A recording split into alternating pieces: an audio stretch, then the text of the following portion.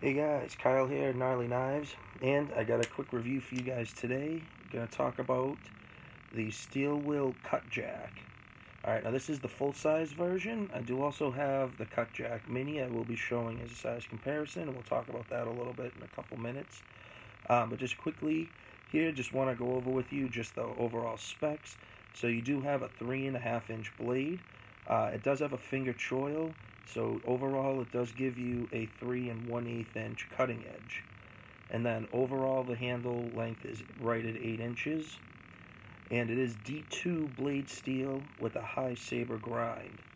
Alright, which comes in very nice, but with there's a knife we're going to compare this to that's actually a very good competitive option.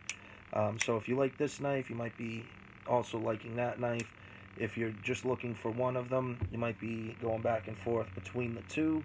Maybe you might be able to see which one will be right for you in this one. That knife will also be getting its own full comprehensive review very soon. But what you get here, the steel wheel the steel wheel cutjack. It is a flipper, so you don't have thumb studs or anything to worry about getting into your cutting path. And then it does give you good level of protection right here. Also, you do get the option for left and right-handed. It is tip down only, or I'm sorry, tip up only, which is absolutely fine. That's how I carry my knives anyway. And you do actually get pretty decent coverage. You only have, say, I don't know, a little less than a half an inch poking out of your pocket. So, you know, people who like your deep carry knives, maybe this might not be the one for you. But at the same time, it also doesn't poke up out of your pocket in obnoxious amounts. This knife I gotten over a little over a year ago. Excuse me. I've carried it off and on, but for the last 3 weeks, recently started a new job. Won't say the name of the company, but it rhymes with Worm and Shilliams. But it is a very cool knife, and I do actually use this quite a bit every day. I have switched up a bit. I know if you've watched some of the previous videos, my previous job when I was working maintenance, I carried the Benchmade 560 Freak, and then I was carrying the Steel Wheel Code 4. But I wanted to kind of switch it up just a little bit because I was using the higher end steels, S30 on the Benchmade and S35 VN on the cold steel. But I wanted to, I was looking at my knives and stuff, and I was like, you know what, I really want to try this out. And D2 is a great steel. I know a lot of people kind of feel iffy on it, but I honestly think it holds an absolutely amazing edge. It takes a great edge, and it's really not that bad to sharpen at all. The only thing you might just want to have noted with D2 is more or less that it's not a fully stainless steel. I believe to be considered stainless, it needs to have at least 13% chromium. This is considered a semi-stainless steel at 12%. So, I mean, it's just a little below the minimum for it to be considered a fully stainless steel. But, you know, I don't find that to really be an issue. I always take really good care of my knives and wipe them off when I'm done using them to help prevent rust. Not to say I have a few D2 knives, and sometimes when they're in storage, I haven't used them for a little bit, or if I don't quite wipe them off well enough, they will get a little rust. But overall, I have not found it to be an issue. It has not stopped me in any way from buying and using D2. I think it is a great steel. Anyway, getting more to do with the knife. So what I use this for every day is I do cut lots of cardboard. My main thing I do at work is I'm a paint tinter, so mixing in the tints and everything on your paints. But the tints come in cardboard boxes. I have to cut them up a lot, wrapping pallets, so I'm slicing a lot of wrapping and packaging. Those are really the main things I go up against with this, so probably pretty indicative of what your most everyday tasks would be with this. I do also, cut little bits of plastic here and there, and then just sometimes I'll mess around and just kind of like dig into the pallets, the wood a little bit, just because why not? Now this knife here, we'll just talk price for a second. You can get this knife. They do come in another variant. I did mention they have the mini, but you can also get, they have a higher end version. So this version here, it's the D2 with, I believe to be FRN handles, which is the fiberglass reinforced nylon, so it'll be very similar to your Spyderco Delica, Manix 2 lightweight, stuff like that. It's a very good material. It is pretty tough. The higher end version, if you will, that does come with G10 handles, and instead of D2 steel, you're looking at M390. At some point, I do want to get those, but I actually want to get the steel wheel Modus, the M390 version. But for overall regular use, for what I use from at my job, I just find this to be a little better suited. But this is a really good knife, and I do love that you get that choil. The handle ergonomics is actually pretty comfortable. I do have to say it does fit the hand pretty well. I do have larger size hands. I mean, if the handle was just a little bit longer, I think it would be a little more comfortable, but it's really not a problem at all. But then, of course, if I'm using the choil, that's definitely not an issue, and I have zero complaints when I'm using the choil, which once in a while I do use. I've mostly just used it because I've carved with this a few times. I've carved a pipe or two with it. That's really the only time I've really used the choil. Find I need to, choke up and get better detailed cuts. But slicing cardboard, plastic, don't really need to be very detailed with. But this also is a good knife to disassemble. I have disassembled this a few times, taken apart, cleaned it. It does go back together pretty well. I really, and also found too, through the usage, especially the last few weeks of really using it, the blade has remained dead center in the handle, so I haven't noticed any blade floating at all. And I have noticed just a teeny bit of blade play. Obviously, just tighten it up a bit with your torque bit, and we'll definitely take care of that. Also, I believe the last time I taken this apart was before I started using Loctite, so the next time I disassemble this, I'll throw some Loctite in the pivot, and that won't be an issue.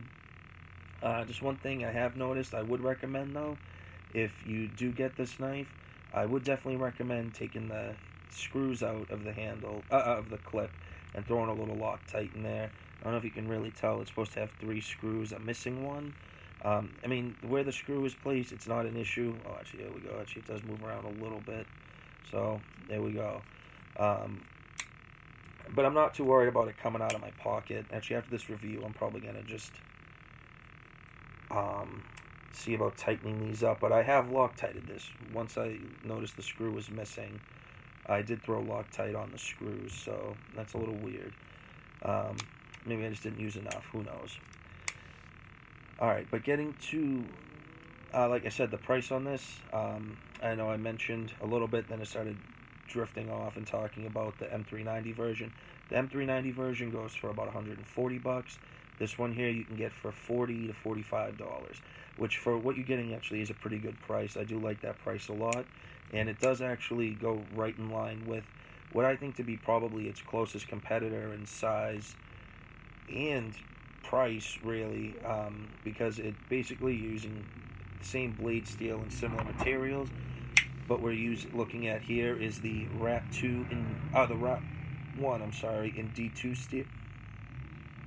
Now these two are very, very similar in size. The handle on the Rat 1 being just a little bit longer, so I definitely find that it just using without choking up on it is just a little bit more comfortable, but I do think of these knives very similarly in those harder used tasks. You do have a little bit of a thicker tip on the Rat 1, but you have a little more of a precise tip on the Rat 2, but on the D2, I'm sorry, but on the steel wheel cutjack, so you can kind of get a little bit of a close-up there, the thickness on the tips.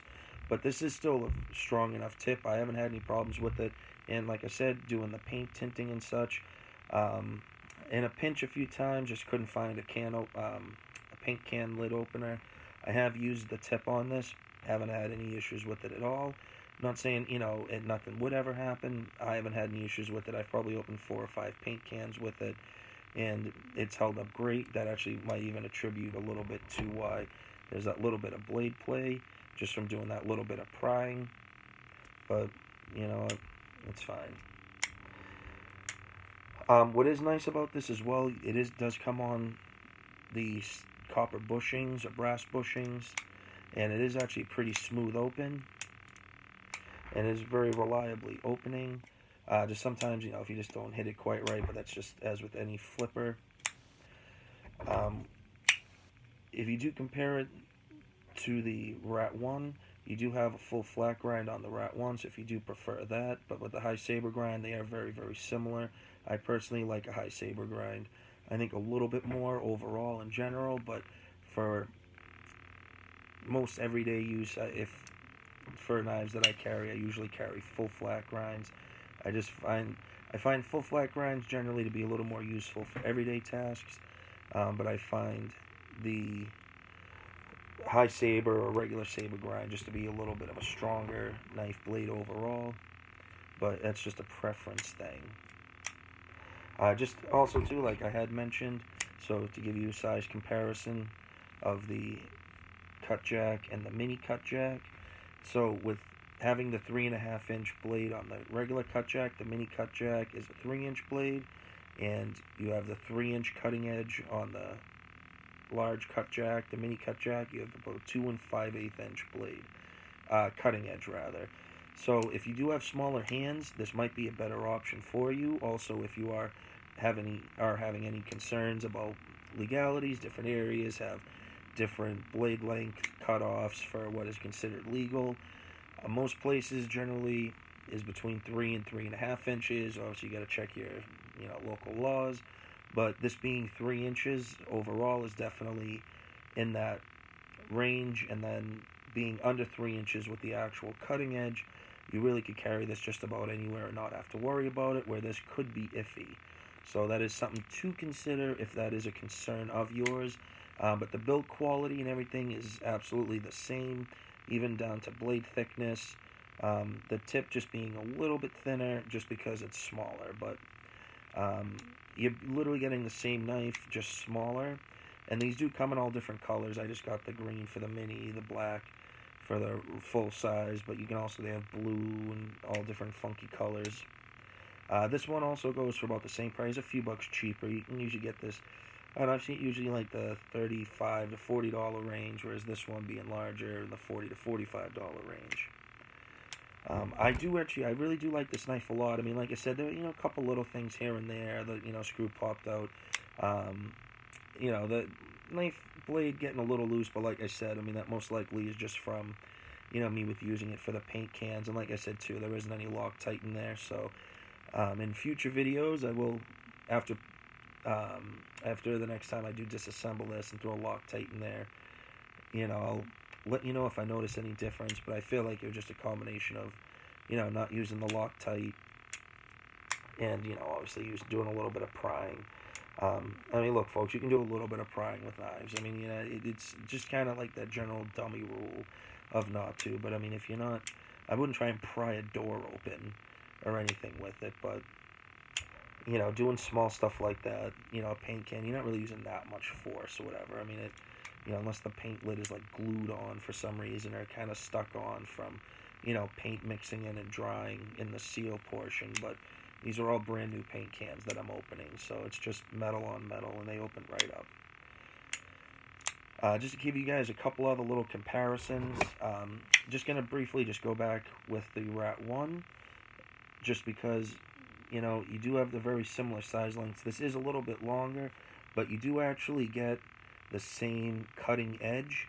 This is also a 3.5 inch blade on the Rat 1, but then you do have a section here behind the blade, behind the cutting edge. So it isn't actually a choil, but you can use it like a choil. I've used it as that for carving and such, and I find it to be just as well. Of course, yeah, you're not as secured as having a regular finger choil, but I mean, that's absolutely fine. I mean, there are things to consider too. I mean, I don't know what your intended usage is of it. If it's just general EDC use, I really feel like either way, you won't be let down.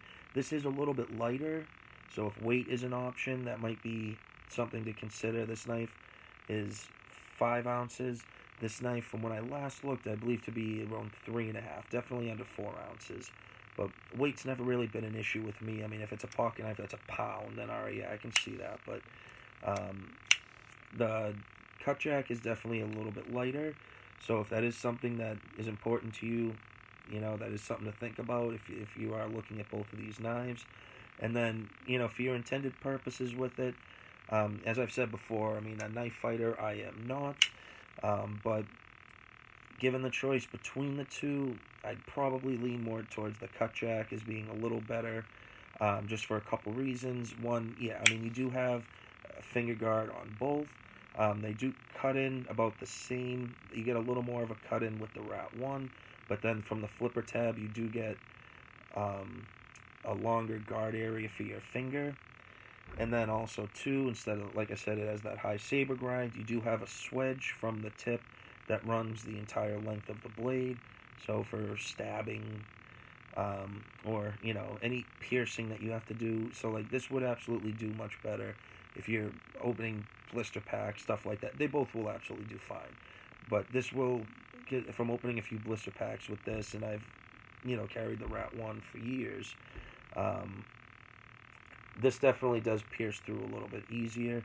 So if it'll pierce plastic better, it'll pierce bad guys better. Just to run up to, because I had mentioned the Modus. So your Modus here, this is the D2 version. They are very similar. The handles are very, very close in shape. It's a little bit smaller on the Modus, and you do get that different blade shape. It's just like complete upswept belly. The Modus, I actually really do like a lot. That's why I said I want to get the M390 version at some point. And you do, it doesn't have quite as piercy of a tip, if you will. It doesn't have quite as thin a tip. The tip is definitely a little thicker, and it doesn't have the swedge. This really is good for slicing, you know. So this would also make a great EDC. It is also a flipper, and you do get the protrusion from that flipper that gives you a little better guard area. And this could possibly just be, you know, random, whatever. But the Modus does, from what I've noticed, just with these two examples that I have, the Modus does definitely have a little more. You can definitely, it definitely has a much smoother when it goes to flipping out, versus using the cutjack. Oh, jeez. Oh my god. I don't even understand what's going on right now. I don't know, but I swear I'm not doing this on purpose. I don't know. I have no idea. But this is a really great knife to consider. Like I said, I mean, especially in that price point that we talked about, you know, looking at, you know, basically say around $40. I mean, there are a lot of knives you can get for $40, and I really feel like when it comes to value, you're not really gonna, you really can't beat too much the Rat 1 or your Cutjack or Modus in that $40 range with D2 steel. I mean, a lot of other companies sell knives for around $40, but then you start getting, you know, your AUS 8s, HCR 13s, and everything, which are fine. I mean, they're adequate steels. It's not that, but when you can get, I mean, this is a, I consider D2 to be upper mid-range. You know, when you, not quite, you know, it's not a super steel by any means, but, you know, I look at D2 as being, you know, definitely in the mid-range where, you know, stuff, your HCR 13 and 14 MOVs, your AUS 8s and such, you know, your 440s, you know, I look at those more in your low end of steels or lower end, lower mid-range. Oh, there we go, see? I don't know what the problem was before, but, you know, there are a lot of things to look at, and I really find that if you're looking for a good overall, well-rounded knife, if you know, if you are someone that does knife fight, this probably be a good choice. You know, if you do the martial arts thing, or if self-defense is something that, you know, you're concerned about, this would be something to maybe look at over the Rat 1. It is also lighter. You know, you do get a little bit different blade style with it. I mean, they both have really good bellies. You know, they both offer the same cutting potential.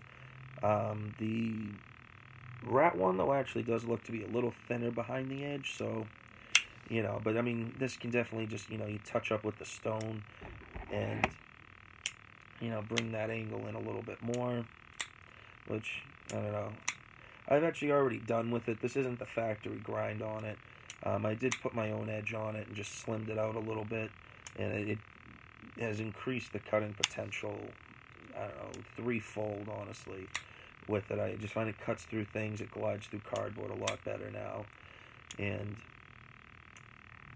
like I said, I will let you guys know after, once I, you know, take the pivot out and throw the Loctite in it, see how well that holds up. You know, maybe I'll bring that up maybe when it comes time and do the Rat 1 video. At some point, I haven't decided if I want to just do a Rat 1 review video, or I kind of want to do an ode to Rat 1, or ode to the Rat series of knives, the Rat 1, Rat 2, because, you know, now I do have the D2 model, and I carried the AUS 8 model for a long time, but no, I'll probably do both.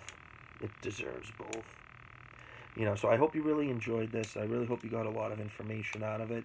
And also, stay tuned, because in the next day or so, I'm going to have a video where I'll talk about that axe that I did the handle on, talk a little bit about the process, and then also be showing you, because this weekend I have a little axe project I want to work on, not making a handle.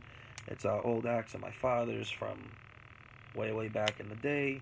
I just want to restore the head on. It's nice and tight, but the head's very rusty. The handle's a little beat up. Needs a good sanding, and has some of the that kind of lacquer finish on it. Definitely want to take that off, that coating. You know, so we'll definitely be talking about that in the next, probably tomorrow, if not tomorrow, the day after. So keep an eye out for those videos. And then this weekend, you know, I'll bring you guys along when I restore and fix up that axe, you know, put a good edge on it, you know, of course, boil linseed oil, and figure out a good way to take the rust off effectively without damaging the head, because normally I would just take the head and just dunk it in vinegar for a day or so, but I don't know, I might just have to go to just elbow grease and hand sanding, but we'll see. But yeah, so let me know what you guys think. If you guys have this knife, how do you like it? If you have the M390 version, how do you like that? Let me know about that. What knife do you carry for EDC? I'm curious. I love talking about that stuff. You know, but please remember, like, comment, share, subscribe. I really hope you guys liked this video. Sorry, I know I kind of started rambling and going off a bit. Just kind of the nature of me, I'm sorry. I apologize. If you've watched more than one of my videos, you'll realize that. Just, you know, a little ADD. Start going off the rails there, but it's my channel. I can do that, right? Well, I mean, if no one watches it, what's the point, right? But I hope you guys like this. Please remember to like, comment, subscribe, share, and remember to keep sharp, keep carving. Stay sharp and keep carving. Peace.